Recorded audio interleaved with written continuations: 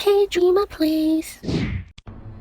Hi guys, welcome back to my channel. Today we'll be looking at Sylvia. She is a new guild dungeon specialist. She has downgraded from a DPS, but nonetheless we'll be checking out her skills, and I'll be having this little box over here that will summarize all the useful things about her, okay? So let's start with her passive. She actually increases magic attack for all allies by 100%. This is the same as Rin, so she is a cheaper version of Rin for sure. And she can stack with Spina and Hayoung because Spina and Hayoung actually has magic amplification. So that means Sylvia is pretty much a very good support for Spina now. She's also immune to all debuffs regarding physical attack, magic attack or damage, that is fine. In Guild Dungeon, she gives all allies immune to silence. So she is the first hero with a full silence immunity, and she also increases accuracy rate of all allies by 80%. 80% is by far the highest accuracy rate increase provided by any hero so far. Palinus and Ryan only gives up to 50%. However, Palinus and Ryan's increase is not restricted to any mode, while for Sylvia it is restricted. This will be very good if the enemy has evasion rate up and you have to use a magic DPS for example, and you're not using Shane. Because Shane has exploit vulnerability, so she doesn't need this buff at all. Then we look at her first skill, Spiritual Breath. In Guild Dungeon, it decreases hit shield buff by 6 hits. Note that it also hits 3 times. So that means in total she will do a 9 hit shield removal, and that is super useful in Guild Dungeon. This is by far I feel one of the best things about her because she removes 9 shields in one skill. Then we look at her second skill, which actually has block nullification. So as you know, we use Seek and Atalanta and Teo and Platine for block nullification as well. However, my question here will be, do you think she can actually replace them? Because as you know, Platine and Seek actually have other passives which are very important. So the thing is, will you be using Sylvia just for block nullification? I think not. Unless other parts of her skill set actually give a benefit and overall advantage to your team, otherwise I don't think she will be used for this purpose. So let's look at her exclusive item. Once fully unlocked, she does provide a whole team with damage reflection, and this is not restricted to Guild Dungeon. So this is something you can even use outside of Guild Dungeon, which means she could possibly replace Aragon, Mulan and Awakened Dylan's if you were to use her in Raid or some Guild Dungeon floors where enemies have reflect, especially towards the later stages. What I would like to look at is her Awakened skill. She does decrease allies' skill cooldown by 50 seconds. Okay, this is a one-off cooldown reduction, but is this useful? Because currently your DPS doesn't have that much cooldown, so 50 seconds seems to be a really huge decrease, but we are not too sure when this will come in. So in Guild Dungeon, she also resets the charge awakening gauge of all enemies, and this is something that we'll be focusing on in today's review. So as you know, in World 10, currently, we have heroes that actually have awakening gauges. You will face Awakened Yushin, Awakened Nerja, Awakened Bidam, and Awakened Teo. For Nerja's case, you will see that she actually inflicts a Death Calling attack on the enemy with highest defense.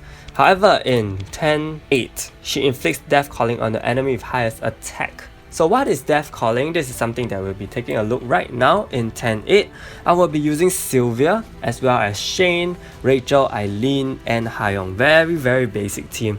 I'm not even sure if this is the right strategy to tackle this flaw, but we're just gonna look at how useful Sylvia's Awakened skill is, and if she can completely reset the enemy's Awakened skill, then we probably have less to fear. I'm gonna go with a very standard protocol, which is to cast Phoenix, to cast my Hayoung's attack, to get Shane's awakened form up as soon as possible.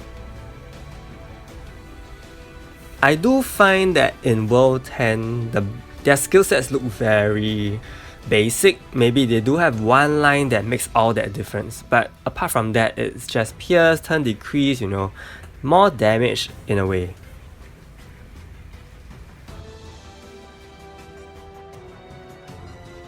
So we need to pay attention to the enemy's awakened bars, and right now Bidam is full. And I just casted my block nullification, even though there's no point in that. For this floor, there's no point in that.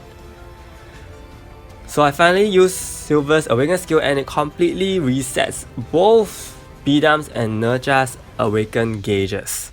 And my Shane hasn't even transformed until now. So I think they charge their awakened gauge really quickly, so you can see that within 1 minute of the match they will get their awakening gauges up already. if this is the case, then Sylvia's Awaken skill may not be that useful because it is strictly a once-off reset, and there's no way now I can reset. So if Nerja comes to me with the Death Calling right now, that I will definitely die to it, right?